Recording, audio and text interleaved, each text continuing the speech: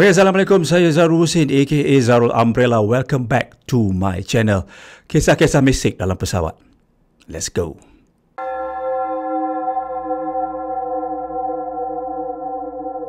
Okay, welcome back.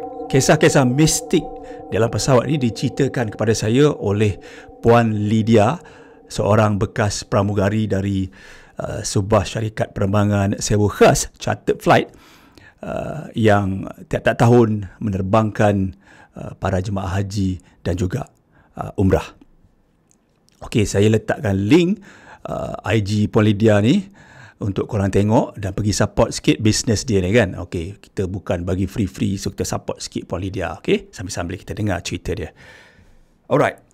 Cerita yang pertama diceritakan kepada saya oleh Puan Lydia ni, dia mengatakan setiap tahun bila musim haji dah habis, maknanya diorang dah hantar semua jemaah-jemaah haji ni, so hari raya, so bila hari raya haji tu kapal tak gerak dalam masa 2 minggu tu, tak ada penerbangan pergi dan juga balik. So kapal-kapal ni akan dibawa daripada KLIA ke hangar dekat Subang Jaya tu.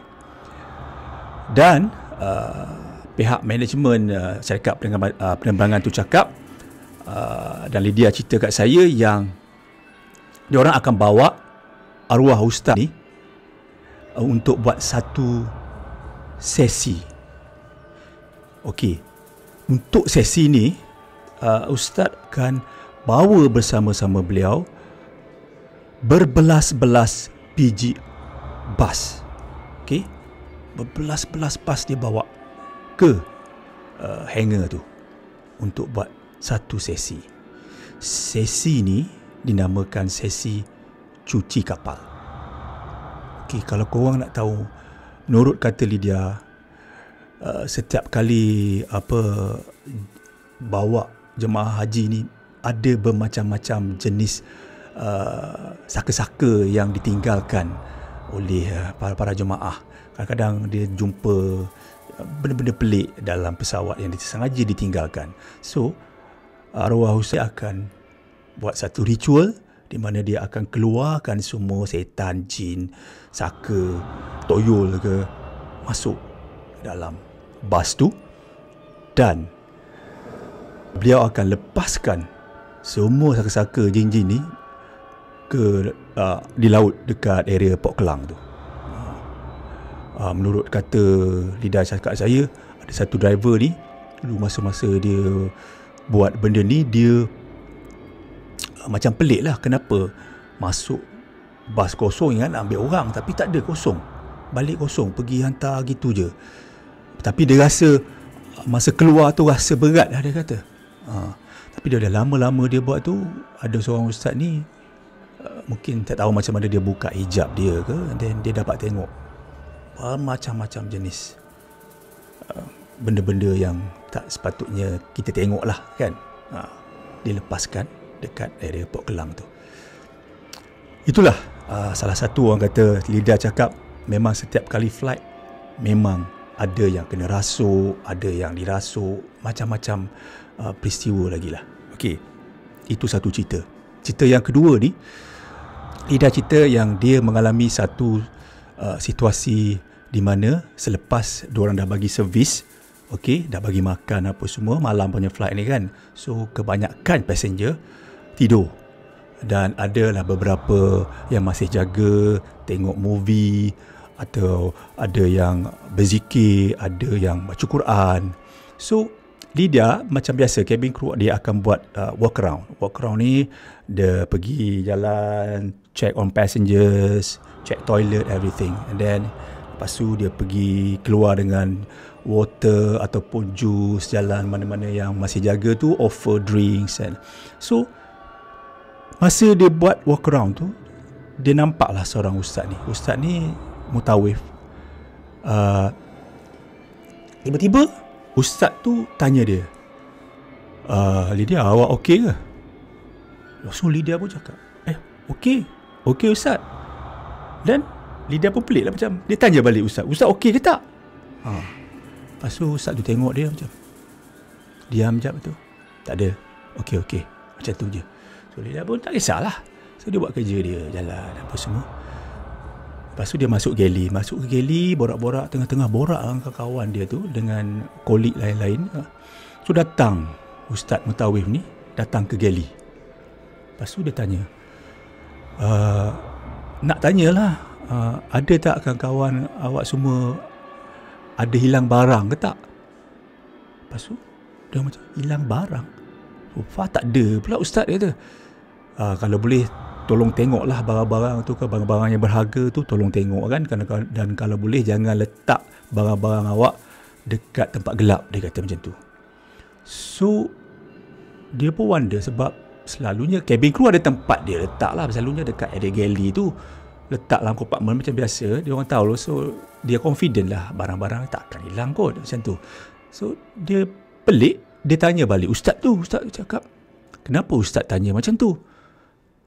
And then Ustaz tu cakap, tak ada, sebenarnya tadi saya ada nampak toyol. Dia nampak toyol, guys. Dia nampak toyol tu menyelongkar beg, dari satu beg ke satu beg, dari satu beg ke satu beg, sampailah dekat tempat depan Ustaz tu. Toyol tu depan Ustaz. Ustaz tanya toyol tu, kau dari mana ni? Mana tuan kau? Pergi balik kat tuan kau. Ustaz cakap macam tu. So toyol tu terus berlari ke arah depan. Dia dah cakap mungkin dah masuk ke mungkin business class atau first class, ataupun tak depan lah kan, sebab dia orang dekat belakang sikit, tengah-tengah belakang tu. So Lydia dengan kawan-kawan dia tu check lah barang-barang, sofa tak ada. So passenger dia sembak macam tu, dia tak tahulah ada tak passenger yang hilang barang. Sofa tak ada yang report lah semasa dia keluar, dah sampai tu tak ada yang report lah. So cerita tu habis kat situ. Dan satu lagi cerita, ini ceritanya dia dah habis, passenger penumpang dah keluar, dah sampai Jeddah ni, okay? Passenger dah keluar semua. Rutin setiap cabin crew akan check dia punya zone, okay? Dekat area zone dia tu ada tak passenger tinggal barang-barang, apa-apa sajalah barang-barang. Tu saya macam cakap tadi kan, benda-benda pelik, takut ada yang tinggal, sengaja tinggal kan. So dia check, tak ada. Dan toilet pun rutin juga cabin crew kena check. So dia check, dia tolak pintu toilet ni, okey tak ada, check, tak ada apa-apa dekat ruang sinki ke apa, tak ada. Satu, yang kedua toilet dia nak tolak, buka, tengok terkunci. Dan biasa bila terkunci, cabin crew akan tutup lah, nak check kan, tuk, knock. Dan tiba-tiba bunyi pula ketukan daripada dalam, knock juga. Maknanya ada orang kat dalam kan, ada orang kat dalam. So Lydia tu pergi report lah. So tak ada, dia kata mungkin ada seorang dalam toilet. Dan tunggu, tak ada keluar. So dia pun pelik lah, lama sangat ni. Ketuk lagi sekali senyap, tolak, kunci. So Lydia buka daripada luar. So cabin crew dia tahu macam mana nak buka daripada luar kan. So dia buka daripada luar, tolak, tak ada. Macam tu je. So ikut kata Lydia, selalunya ada juga dia jumpa barang-barang macam cincin emas, jam emas, benda yang pelik-pelik, benda kecil-kecil pelik-pelik yang sengaja ditinggalkan oleh para jemaah. Kalau kita fikir-fikir kan, wallahualam lah, mungkin benda tu ada sangkut paut dengan makhluk-makhluk halus kan, kita tak tahu. So selalu dia jumpa benda tu, dan diorang tak pegang benda tu. Diorang suruh staff kat Jeddah tu ambil dan simpan ke mana, wallahualam saya tak tahu, dan Lydia pun tak cerita kat saya. Habis kat situ cerita tu. Dan lagi satu cerita ialah mengenai satu, orang kata gangguan jugalah. Gangguan ni macam, okay, bila dah hantar passenger, okay, every flight bila balik kosong, dia panggil ferry flight. So 15 cabin crew ni akan tak kerja.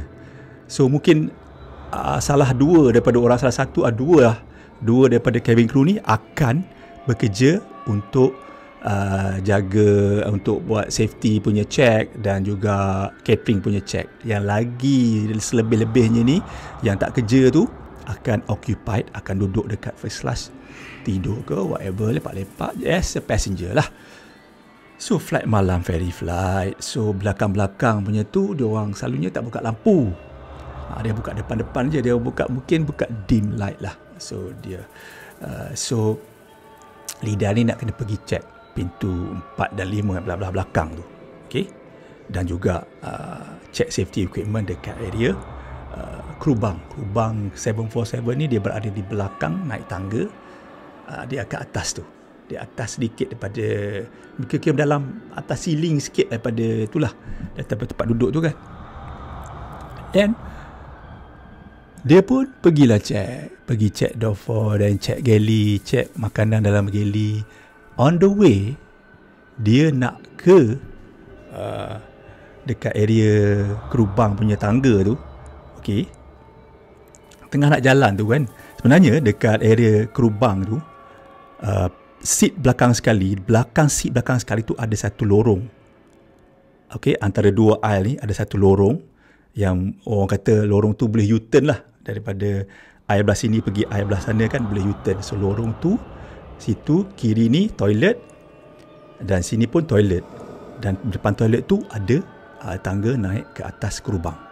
Okay, so Lydia daripada sini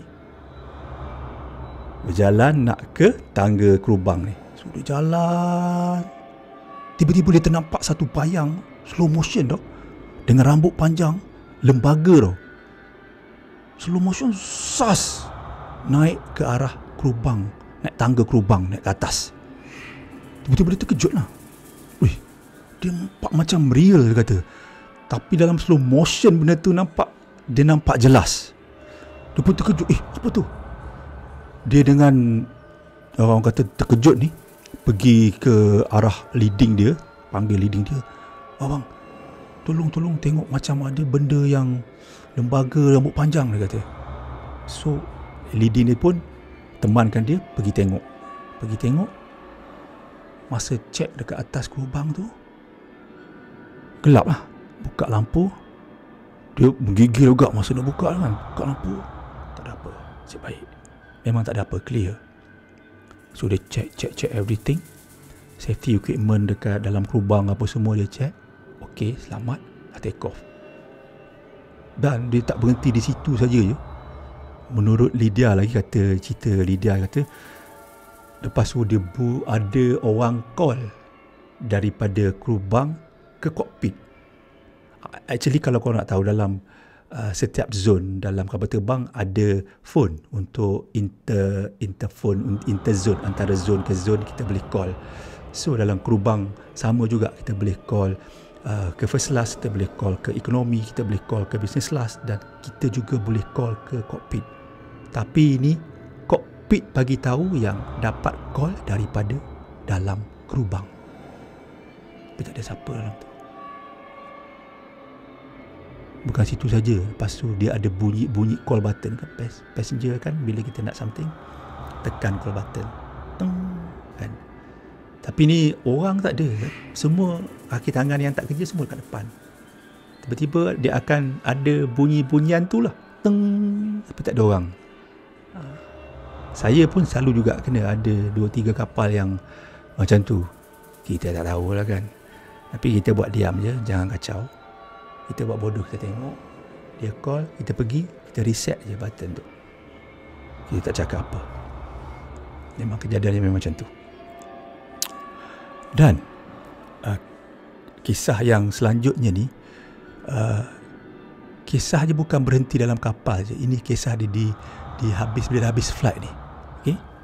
Dia cakap selalunya dia bila sampai KL, landing dekat KLIA. Jadi KLIA dalam tengah-tengah malam, 12.30, 1 pagi macam tu. And then dia park dekat bangunan MS dekat depan Terminal 3 Sky Park dekat Subang tu kan. So daripada KLIA, bas akan hantar ke bangunan tu dekat depan airport Subang tu. So dia ambil kereta dia seorang-seorang malam ni pukul 2 macam tu.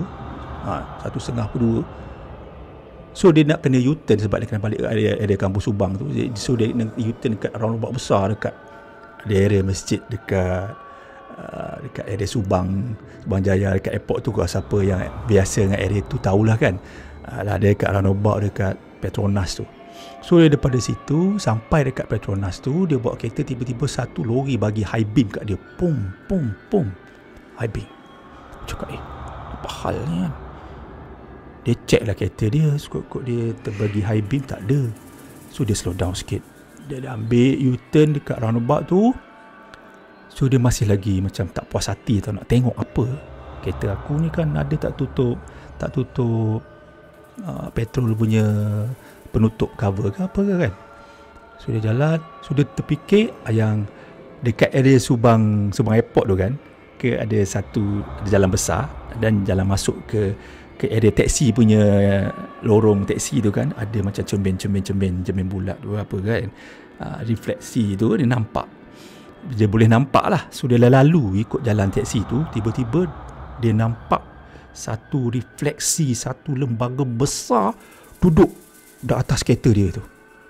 Bila masa dia nampak je lembaga tu atas kereta dia, bam, lembaga tu hempuk kereta dia. Dia terkejut. Bila dia tengok lagi sekali, dia nampak keperluan asap hitam je macam tu kat atas kereta dia. Dia tergamam. Dia terus bawa kereta dia tak pandang kiri kanan. Dia lah tekan minyak sampai ke rumah, tutup enjin. Dia tak fikir barang-barang dia dah. Dia kata, bang, saya tutup kereta, saya tinggalkan kereta macam tu je bang. Besoknya tu dia demam. Dia kata, saya demam bang. MC flight terus hari tu untuk next day tu.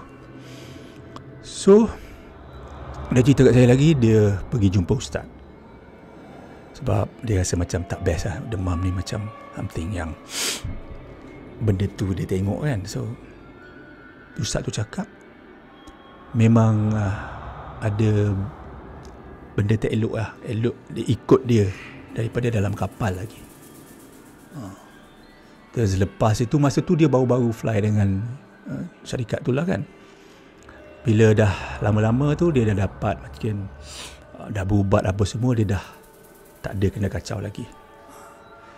Itulah antara cerita yang diceritakan kepada saya oleh Lydia tu. Memang kadang dia kata setiap penerbangan akan kena ada seorang kru yang bukan kosong. Mesti nak kena ada ilmu sikit nak handle para jemaah ni. Yes, saya pun ada juga dengar cerita yang ada yang orang kata peristiwa-peristiwa yang ada pakcik-pakcik kita yang dia saka-saka lah. Kadang-kadang dia orang ni bukan nak benda tu, tapi keturunan terpaksa pegang, terpaksa bawa kan. Kita tak tahu. Tapi bila dah sampai ke tempat macam ni, dia terpaksa buang, terpaksa tinggalkan lah. That's why terjadinya cerita cuci kapal tadi tu. Okay, alright, itu saja.